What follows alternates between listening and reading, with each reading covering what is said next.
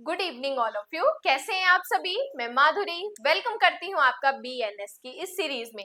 ये जो हमारा चैप्टर 14 कंटिन्यू चल रहा था, आज हमें सेक्शन 227 आज हमें सेक्शन नंबर 257 से पढ़ना है। देखो 227 से ये चैप्टर स्टार्ट होता है, 269 तक पढ़ते हैं। इसके मैंने आपको स्टार्टिंग में कहा था कि अपने 2 से 3 पार्ट्स में इस चैप्टर को पढ़ेंगे।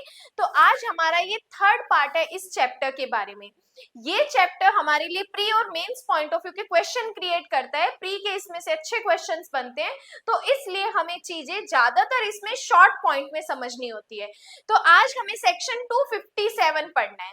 देखो बीएनएस की ये जो सीरीज चल रही है, इसके अलावा बीएनएस की एमसीक्यूज की सीरीज भी चल रही है। देखो बीएनएस के एमसीक्यूज आपको ओनली 59 रुपीज में जो मेंबरशिप लेनी होती है, जिसमें हम आपको बीएनएस के 1000+ क्वेश्चंस उसमें करवाने वाले हैं, जिसमें 300+ अपने कर चुके हैं। प्लस उसमें मेंस की आंसर राइटिंग कैसे करनी है, मेंस में आंसर आपको कैसे लिखना है, क्या लिखना है, कितना लिखना है, वो सारी चीजें भी मैं आपको टाइम टू टाइम बताती रहती हूँ।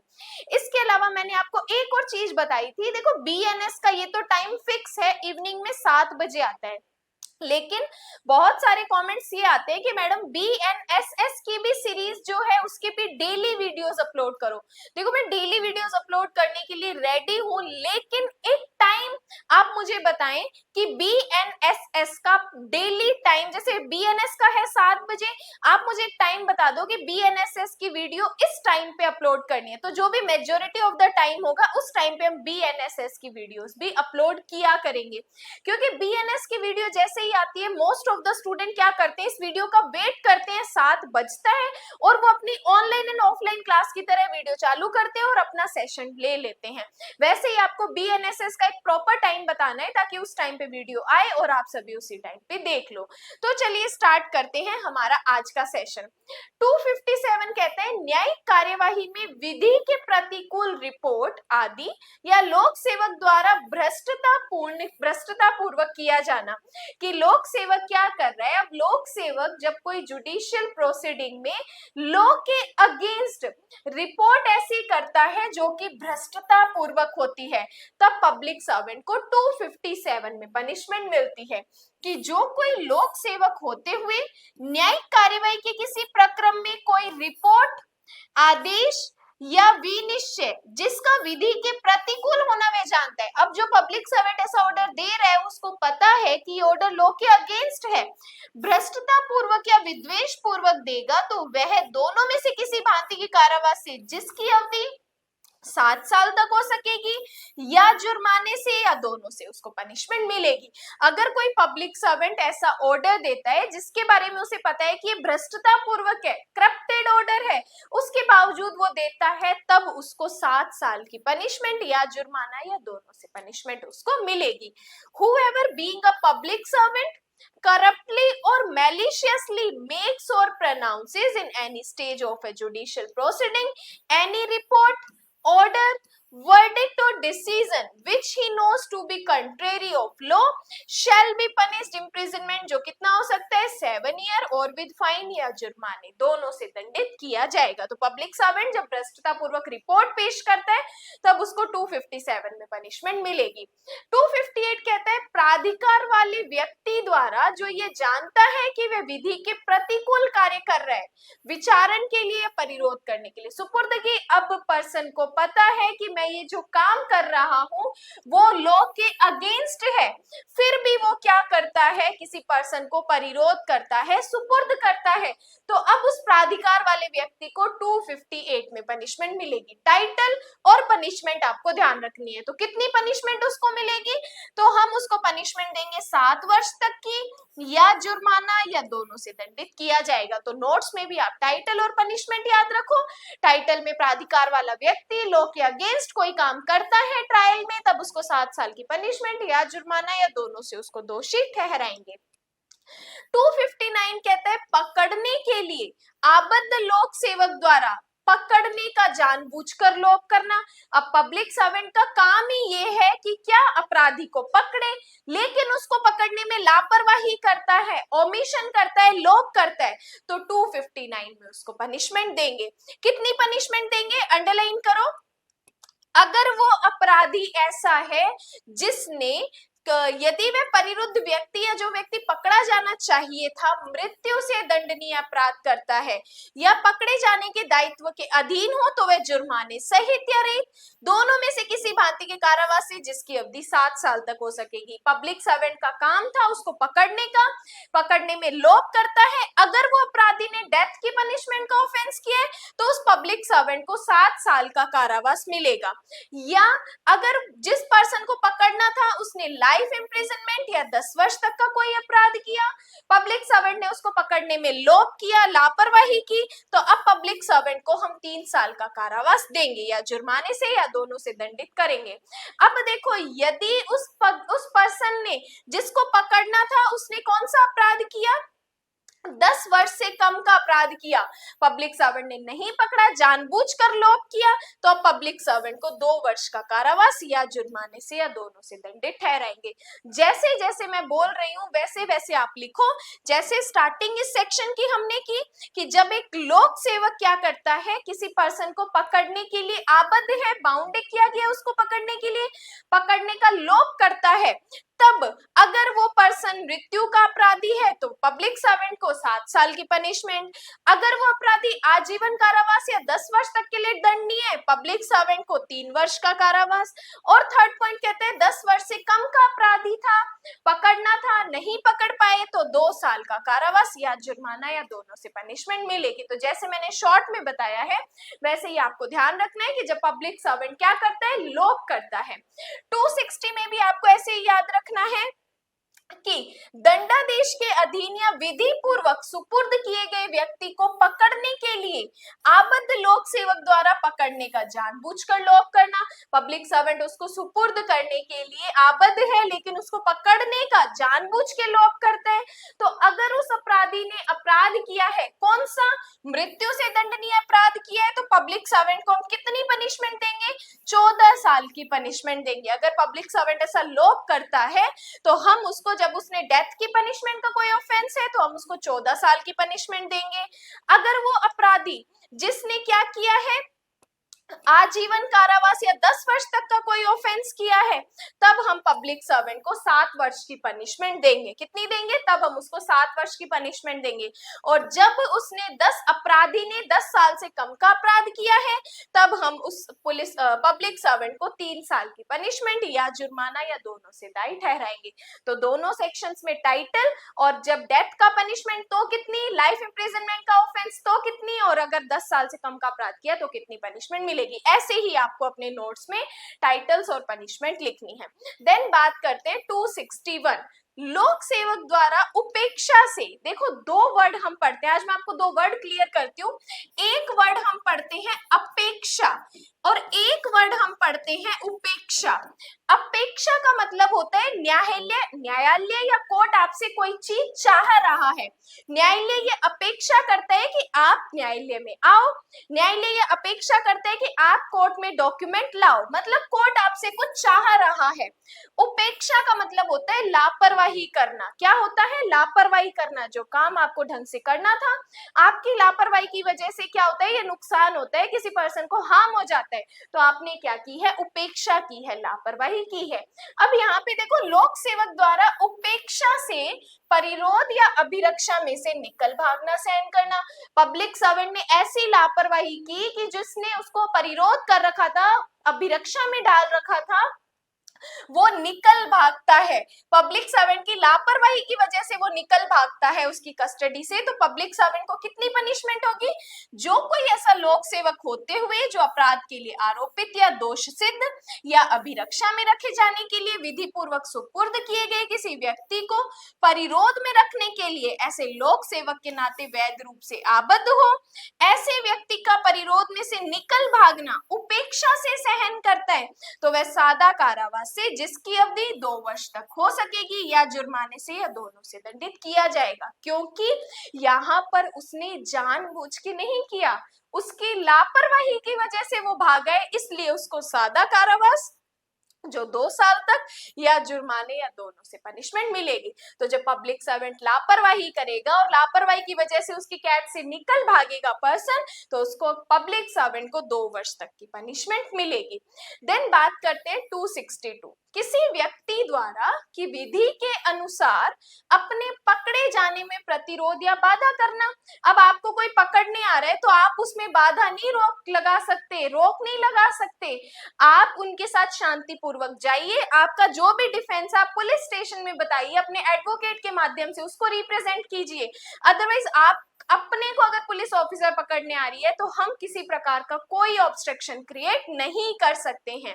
कि जो कोई किसी ऐसे अपराध के लिए जिसका उस पर आरोप हो या जिसके लिए वह दोष सिद्ध किया गया है, विधि के अनुसार पकड़े जाने में जानबूझकर प्रतिरोध करता है, अवैध बाधा डालता है या किसी अभिरक्षा में जिसमें कि ऐसे अपराध के लिए विधि पूर्वक निरुद्ध हो, निकल भागता है या निकल भागने का अटेम्प्ट करता है, तो वह दोनों में से किसी भांति के कारावास से जिसकी अवधि 2 वर्ष तक हो सकेगी या जुर्माने से या दोनों से पनिशमेंट मिलेगी।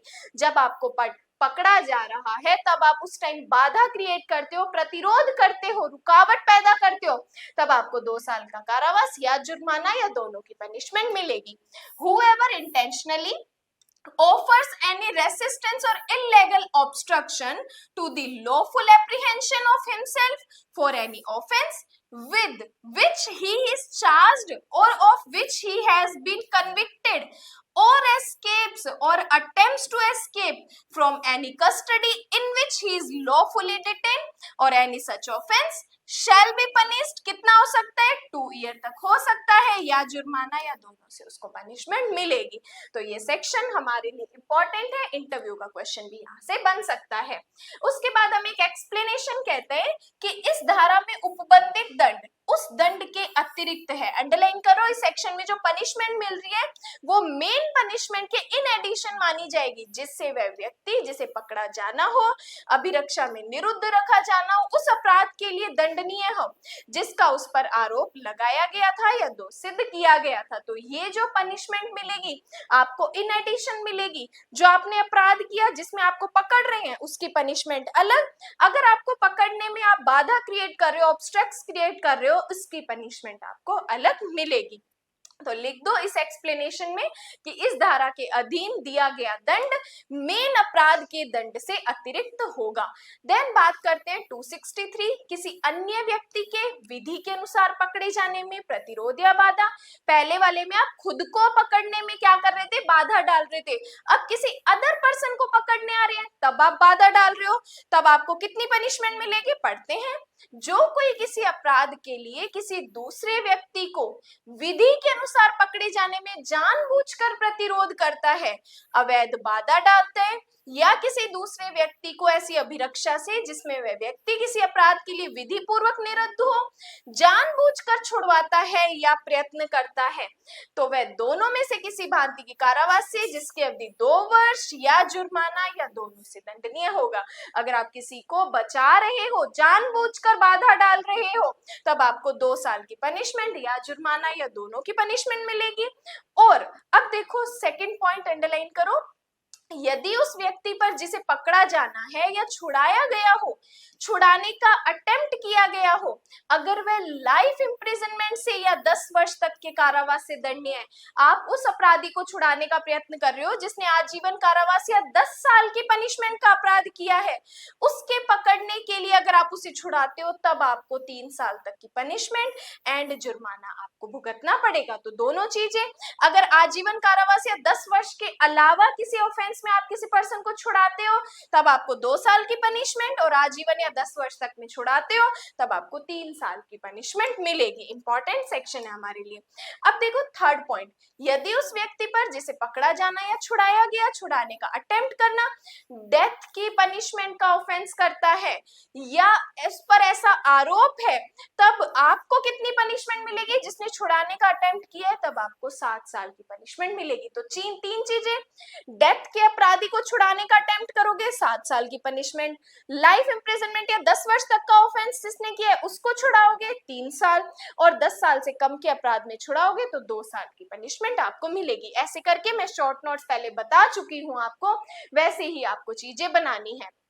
अब देखो फोर्थ पॉइंट, यदि वे व्यक्ति जिसे पकड़ा जाना या छुड़ाया गया हो, जिसके छुड़ाने का प्रयत्न किया गया हो, किसी न्यायालय के दंडादेश के अधीन या ऐसे दंडादेश के लघुकरण के आधार पर आजीवन कारावास, 10 वर्ष या उसे अधिक के कारावास से दंडनीय है, तो वह दोनों में से किसी भांति के कारावास से जिसकी अवधि 7 वर्ष तक हो सकेगी एंड जुर्माने का भी दायी होगा। तो अगर उसने क्या किया है, आजीवन कारावास, 10 वर्ष या उसे अधिक का अपराध किया है, तब आपको 7 साल की पनिशमेंट एंड जुर्माना आपको भुगतना पड़ेगा।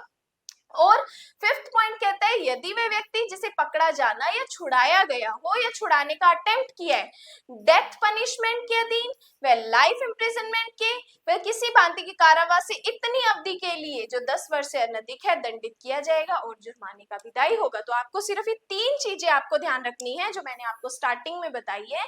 अगर आप किसी अदर व्यक्ति का पकड़े जाने का प्रतिरोध करते हो, छुड़ाने का अटेम्प्ट करते हो, डेथ का ऑफेंस की सिंपल ऑफेंस किया है तो 2 साल की पनिशमेंट, लाइफ इम्प्रिजनमेंट का किया है 10 साल तक किया है तो आपको 3 वर्ष की पनिशमेंट, डेथ का ऑफेंस किया है तब आपको 7 साल की पनिशमेंट एंड जुर्माना आपको मिलेगा। तो ये चीजें हमारे लिए प्री पॉइंट ऑफ व्यू के लिए इंपॉर्टेंट है।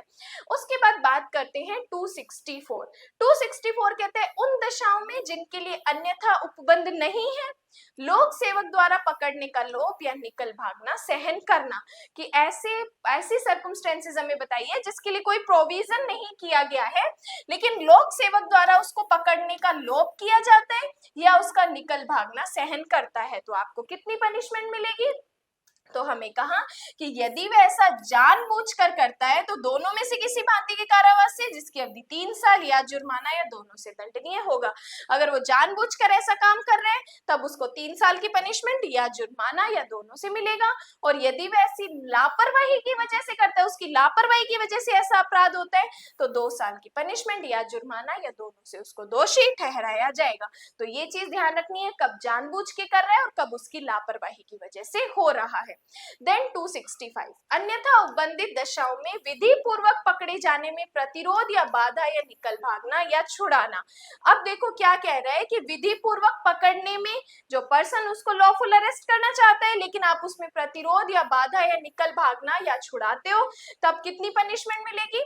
जो कोई स्वयं अपने या किसी अन्य व्यक्ति के विधि विरुद्ध पकड़े जाने में जानबूझकर प्रतिरोध करता है, बाधा डालता है, अभिरक्षा में से जिसमें विधि पूर्वक निरत है, निकल भागता है, भागने का अटेम्प्ट करता है और विधि पूर्वक निरुद्ध हो, छुड़ाता है, अटेम्प्ट करता है, वह किसी ऐसी दशा में जिसके लिए धारा 62, 63 में या किसी अन्य विधि में उपबंध नहीं है तो वह दोनों में से किसी भांति के कारावास से जिसकी अवधि 6 महीने या जुर्माना या दोनों से पनिशमेंट मिलेगी। बिल्कुल लेस देन इंपॉर्टेंट है, टाइटल और साथ में साथ पनिशमेंट लिख देना, बाकी इससे कोई हमारा मेंस का क्वेश्चन नहीं बनने वाला है।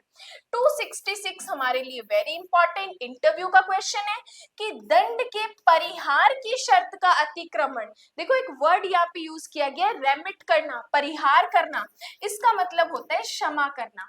जब आपकी पनिशमेंट को क्षमा करके आपको छोड़ा, आपके ऊपर कुछ शर्त लगाई, तब आपने उसका अतिक्रमण किया, तो आपको कितनी पनिशमेंट मिलेगी। ध्यान से देखो, जो कोई दंड का सशर्त परिहार स्वीकृत कर लेने पर किसी शर्त का जिस पर ऐसा परिहार दिया गया था जानते हुए अतिक्रमण करता है, यदि वह उस दंड का जिसके लिए वह मूलतः दंडाधिष्ट किया गया था कोई भाग पहले ही न भोग चुका हो तो वह उस दंड से, और यदि वह उस दंड का कोई भाग भोग चुका है तो वह उस दंड के उतने भाग से जितने का वह पहले ही भोग चुका है दंडित किया जाएगा।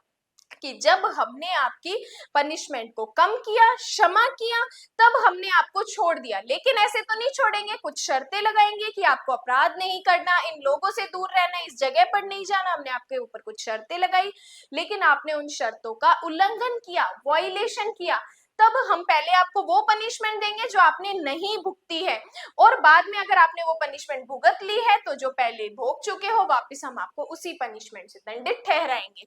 Whoever having accept any conditional remission of punishment knowingly violates any condition on which such remission was granted shall be punished with the punishment to which he was originally sentenced if he has already suffered no part of that punishment, and if he has suffered any part of that punishment, then with so much of the punishment as he has or not already suffered. तो आपको दंड के परिहार की शर्त का अतिक्रमण करने पर वो पनिशमेंट मिलेगी जो आप पहले नहीं भोग चुके हो। जो पनिशमेंट आपको पहले नहीं मिली है वो पनिशमेंट आपको फिर मिलेगी। उसके बाद बात करते हैं 267, न्यायिक कार्यवाही में बैठे हुए लोक सेवक का जानबूझकर अपमान करना, उसके कार्य में विघ्न डालना। अब क्या कर रहे हो कि जो जज है सामने कुर्सी पे बैठा है, आप उसका अपमान कर रहे हो, उसका कंटेम्प्ट कर रहे हो, उसके कार्यों में बाधा डाल रहे हो, विघ्न डाल रहे हो। तब आपको कितनी पनिशमेंट मिलेगी कि जो कोई किसी लोक सेवक का उस समय जब ऐसा लोक सेवक जुडिशियल प्रोसीडिंग के लिए किसी प्रकरण में बैठा हो जानबूझकर अपमान करेगा, उसके कार्य में विघ्न डालेगा, तो वह सादा कारावास से जिसकी अवधि 6 मंथ तक हो सकेगी या जुर्माने से जो 5,000 रुपए तक या दोनों से दंडित ठहराए जाओगे। तो जब पब्लिक सर्वेंट अपने जुडिशियल प्रोसीडिंग में काम कर रहे हैं उस टाइम आप उसको बाधा पहुंचाते हो, विघ्न डालते हो, 6 महीने का कारावास या 5,000 जुर्माना या दोनों की पनिशमेंट मिलेगी। Whoever intentionally offers any insult or cause any interruption to any public servant while such public servant is sitting in any stage of a judicial proceeding, कब आप ये काम कर रहे हो? जब वो public servant अपने judicial proceeding में बैठा है, shall be punished with simple imprisonment, term which may extend to 6 months, और with fine कितना हो सकता है 5,000 rupees, और with both से punishment मिलेगी। तो सेक्शन 266 और 267 हमारे लिए दोनों ही सेक्शन इंपॉर्टेंट है। उसके बाद बात करते हैं 268। देखो 268 हमें कहता है असेसर का प्रतिरूपण। देखो प्रतिरूपण अपने पहले भी पढ़ चुके हैं, मैंने आपको बताया कि किसी पर्सन का भेस बना लेना। अब देखो असेसर, ये असेसर कौन हो सकता है? जो टैक्स को निर्धारित करते हैं, कर निर्धारण करने वाले व्यक्ति को अपने असेसर भी बोलते हैं। अब अगर आप असेसर का प्रतिरूपण करते हो तो आपको कितनी पनिशमेंट मिलेगी? तो इन्होंने कहा कि आपको 2 साल की पनिशमेंट या जुर्माना या दोनों से दंडित ठहराया जाएगा। कि whoever by personation or otherwise shall intentionally cause or knowingly suffer himself to be returned, impelled or sworn as an assessor in any case in which he knows that he is not entitled, उसको पता है कि मैं इस पद के लिए entitled नहीं हूँ, by law to be so returned, impelled by sworn or knowing himself to have been so returned, impelled or sworn contrary to law shall voluntarily severe of assessor shall be punished, जो कितनी हो सकती है 2 year और with fine और with both। Title और punishment हमारे लिए प्रीलिम्स के लिए बहुत इंपॉर्टेंट है। असेसर का प्रतिरूपण डायरेक्ट सेक्शन आता है 268 में है, और असेसर का प्रतिरूपण करने में 2 साल का कारावास या जुर्माना या दोनों की पनिशमेंट मिलेगी।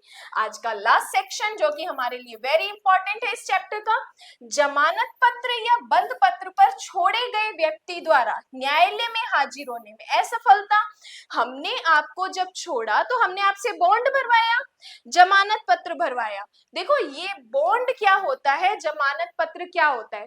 पहले जब हम सीआरपीसी पढ़ते थे तो डेफिनेशन नहीं थी, लेकिन जब हमने बीएनएसएस स्टार्ट किया है, बीएनएसएस के डेफिनेशन क्लोज में इस बंद पत्र के बारे में भी बताया है, जमानत पत्र के बारे में भी बताया है। आपने बीएनएसएस की सीरीज नहीं देखी है तो सेक्शन 1 से आप बीएनएसएस की सीरीज भी वहां पे देख सकते हो। अब देखो जब हमने आपको छोड़ा तो हमने आपसे बेल बॉन्ड भरवाया, हमने आपसे बॉन्ड भरवाया। अब देखो जब बेल बॉन्ड भरवाते हैं तो कुछ कंडीशंस होती है, कंडीशंस को आप पूरा करने में फेलियर रहते हो, असफल रहते हो, तब देखो जो कोई किसी अपराध से आरोपित किए जाने और जमानत पत्र या बंद पत्र पर छोड़ दिए जाने पर जमानत या बंद पत्र के निबंधनों मतलब शर्तों के अनुसार न्यायालय में पर्याप्त कारण के बिना, अंडरलाइन कर लो, सफिशिएंट रीजन के बिना हाजिर होने में असफल रहता है तो वह दोनों में से किसी भांति की कारावास से जिसकी अवधि 1 ईयर या जुर्माना या दोनों से पनिशमेंट मिलेगी। जब हमने आपको बेल बॉन्ड पर छोड़ा, आपको हम टाइम टाइम दे देते हैं कि बेल बॉन्ड पे छोड़ने पर जब जब हम आपको बुलाएंगे तब तब आप आओगे, लेकिन आप नहीं आते और तो और सफिशिएंट रीजन भी नहीं देते हो। अगर सफिशिएंट रीजन दे दिया तब तो हम आपको माफ भी कर सकते हैं, लेकिन सफिशिएंट रीजन नहीं दे पाते और हाजिर होने में असफल रहते हो तो 1 वर्ष का कारावास या जुर्माना या दोनों से हम आपको पनिश करेंगे। Whoever having been charged with an offense and released on bail bond or bond fails without sufficient cause, मतलब बिना एक पर्याप्त कारण के आप क्या रहते हो, हाजिर नहीं होते to appear in court in accordance with the terms of the bail bond, मतलब बेल बॉन्ड में जो शर्तें लगाई उसके अकॉर्डिंग हाजिर नहीं होते बिना किसी कारण के, shall be punished with imprisonment of either description which may extend to 1 year और विद फाइन और विद बोथ से आपको पनिश किया जाएगा। तो 1 साल का कारावास या जुर्माना या दोनों से आपको पनिशमेंट मिलेगी। तो वेरी इंपॉर्टेंट सेक्शन 269 प्री और 2 नंबर का मेंस का क्वेश्चन भी बन सकता है, पनिशमेंट से भी हमारा क्वेश्चन आ सकता है। तो ये हमारा चैप्टर कंप्लीट होता है जो अपनों ने 227 से स्टार्ट किया था और 269 तक आ चुके हैं। देखिए टाइम निकलते बिल्कुल भी पता नहीं चलता कब हमने सीरीज स्टार्ट की और आज हम लास्ट सेक्शन 269 पर भी आ गए हैं। इसके आगे भी बीएनएस के कुछ सेक्शंस हैं जो कि अपने आगे कंटिन्यू करने वाले हैं, लेकिन जहां चैप्टर 14 हो चुके हैं आगे के सिर्फ हमारे 4 से 5 चैप्टर बचे हैं वो भी हम कंटिन्यू करेंगे और कंप्लीट बीएनएस की सीरीज यूट्यूब पे मिल जाएगी।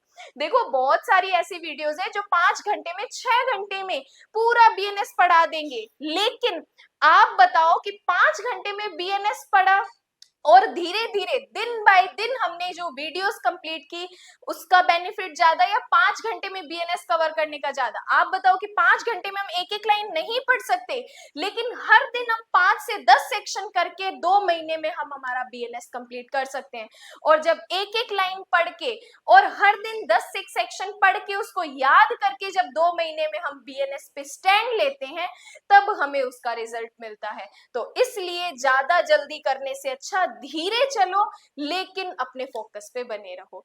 तो ये हमारा बीएनएस का चैप्टर 14 कंप्लीट होता है। नेक्स्ट वीडियो हम चैप्टर 15 से आगे कंटिन्यू करेंगे। यहाँ तक आ चुके हो, आपको पता है कि आपका एक मोटिवेशन जो मुझे यहाँ तक लेके आया है वो है आपका लाइक और आपका एक पॉजिटिव कमेंट। अच्छा लगा तो जरूर पॉजिटिव करो, बाकी हर जरूरी नहीं है कि हर एक स्टूडेंट को एमडी लो क्लासेस की बातें समझ आए। जिसको जहां पे समझ आ रही है वो रुक जाइए और समझिए, आगे फिर अपना टाइम वेस्ट मत करिए। बाकी आज के लिए धन्यवाद।